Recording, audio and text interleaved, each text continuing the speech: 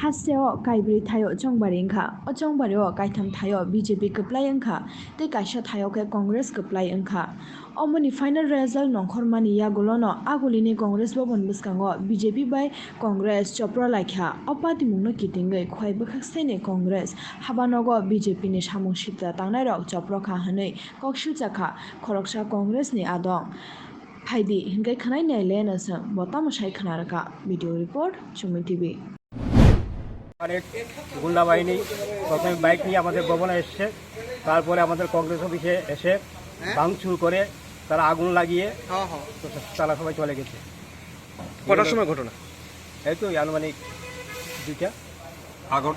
খোয়াই কংগ্রেস ভবনের 90% পুরে ছাই হয়ে গেছে। এখনো প্রয়োজনীয় কাগজপত্র আছে, এগুলি আবাসপত্র যাগুলি চেয়ার টেবিল যা আসলো সব 200-250-র মতো চেয়ার টেবিল আসলো, এগুলি ভেঙে চুরে চুরমার করে দিয়েছে এবং আগুন দিয়ে পুড়িয়ে দিয়েছে।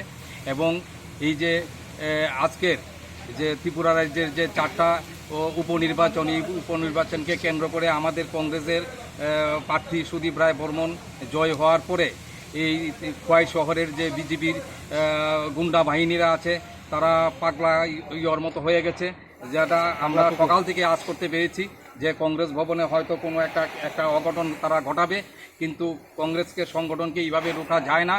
জনগণ সেটার জবাব দেবে আগামী দিন।